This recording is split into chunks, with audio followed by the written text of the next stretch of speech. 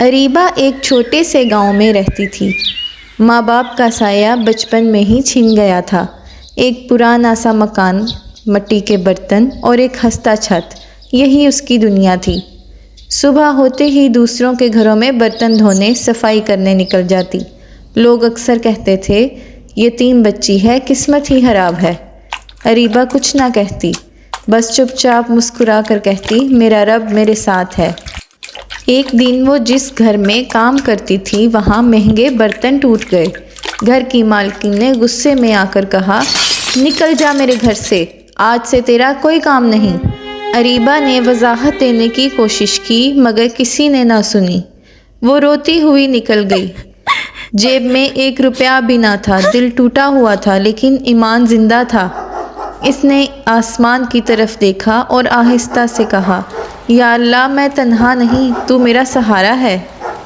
رات ہونے لگی، بارش شروع ہو گئی۔ اریبہ مسجد کے باہر ایک درخت کے نیچے بیٹھی تھی۔ بارش کے قطرے اس کے چہرے پر گرتے مگر وہ خاموش تھی۔ اسی وقت ایک بزرگ مسجد سے باہر آئے۔ انہوں نے اریبہ کو دیکھا اور پوچھا، بیٹی تم اس وقت یہاں کیوں بیٹھی ہو؟ اریبہ نے ساری بات سچ سچ بتا دی۔ بزرگ کے چہرے پر ہمدردی جھلکنے لگی۔ انہوں نے کہا، کل صبح میرے ساتھ چلنا، اللہ نے تمہارے لیے کچھ بہتر لکھا ہے۔ اگلے دن بزرگ اریبہ کو شہر لے گئے۔ وہ ایک ہیراتی اسکول کے سربراہ تھے۔ انہوں نے اریبہ کا داخلہ کروا دیا، کتابیں دلوا دیں اور کہا، اب پڑھائی تمہارا کام ہے، باقی اللہ پر چھوڑ دو۔ اریبہ نے شکر کے آنسو بہائے۔ وہ دن رات پڑھتی، مسجد میں مدد بھی کرتی۔ اس کی آنکھوں میں پھر سے امید جاگ اٹھی تھی۔ وقت گزرتا گیا۔ اریبہ نے بہترین نمبروں سے تعلیم حاصل کی۔ اب وہ اسی اسکول میں استاد بن گئی تھی جہاں کبھی وہ بطور یتیم طالبہ آئی تھی۔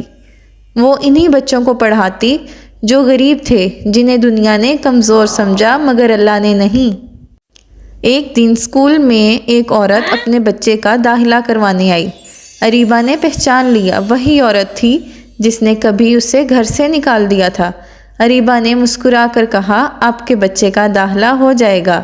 میں کسی سے بدلہ نہیں لیتی، میں صرف محبت بانٹتی ہوں۔ وہ عورت خاموش ہو گئی۔ اس کی آنکھوں سے آنسو بہنے لگے۔ زندگی میں کبھی کسی کے حال پر نہ ہنسو، اللہ جب چاہے پل بھر میں حالات بدل دیتا ہے۔ اریبہ کی طرح صبر اور دعا پر یقین رکھو۔